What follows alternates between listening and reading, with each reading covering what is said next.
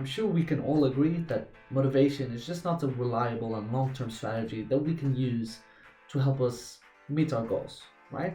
Motivation is often very fickle, it comes and goes, it's just not stable. We need a much more reliable strategy put in place to help us see us through to our goals, all right? And one of the things we can do is build good habits.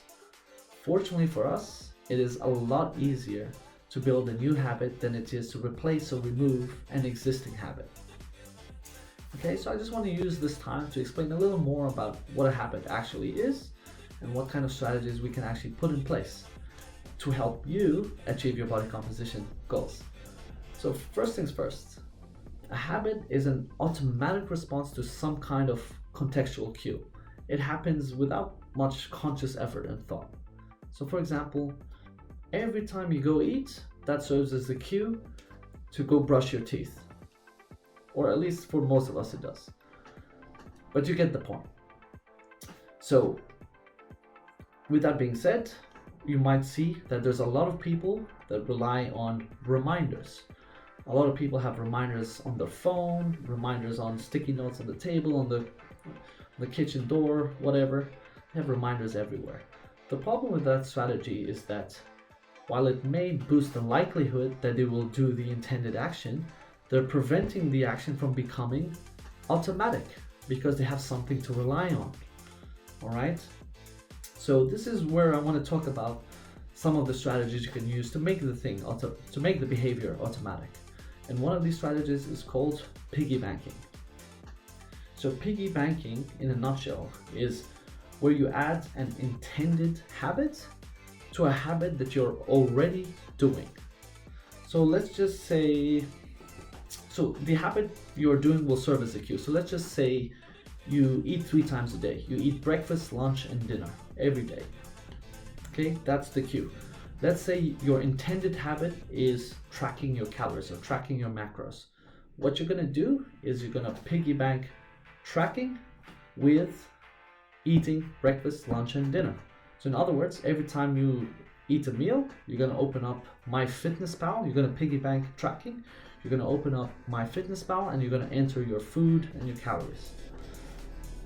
So this is opposed to randomly trying to remember at some point in the day to enter your macros, or the importance here is we need some kind of contextual cue that is consistent. We can't have variations day to day, otherwise it will never become automatic.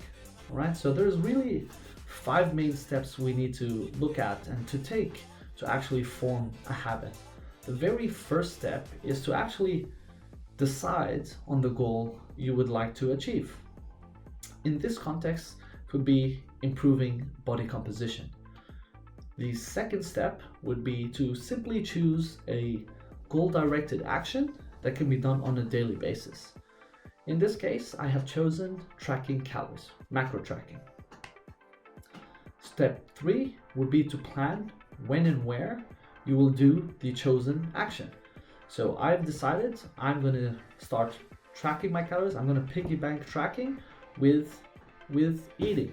So every time I eat, right before I eat, I've decided I'm going to do it before. I'm going to open up MyFitnessPal and I'm going to enter the calories. Step 4 is every time you encounter that situation, you will have to do the action. So in other words, you need repetition.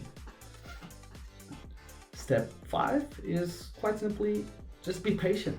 It takes a long time. For some people it can take as little as 3 weeks. For other people it can take 10 weeks or way longer than 10 weeks for the actions and the behaviors to become automatic. So if you're thinking about when and where to actually start with this, I would say based on the research, the best time to actually start any kind of new habit is actually when your current routine has been disrupted some way. So for instance, if you've just moved to a new city, if you've moved to a new country, if you just joined a new gym, you started working with a new coach, you started a new program, anything that requires you to make adjustments to your lifestyle, that is the perfect time to start incorporating the new behaviors, right? And if you're thinking about where you can actually start, and what you should actually do, what I recommend is take a much simpler action, because simpler actions often become automatic a lot easier.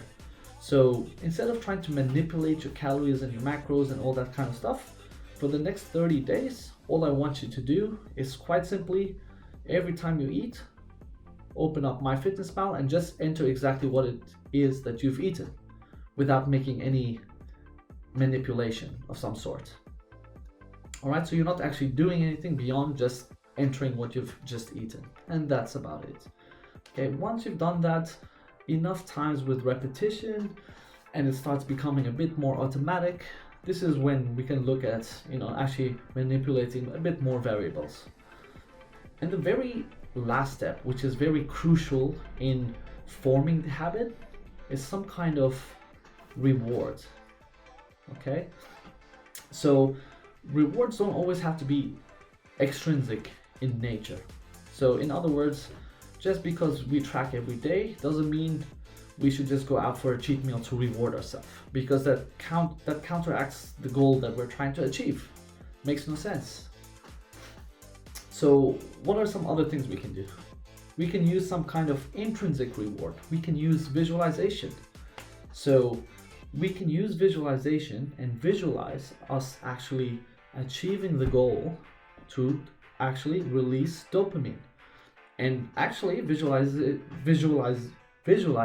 your goal can release just as much dopamine as actually achieving your goal. So this is just one of the ways you can use reward or positive reinforcement to solidify the new habit.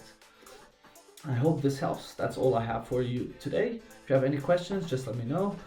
And I wish you best of luck in your journey. All right, let's all get shredded.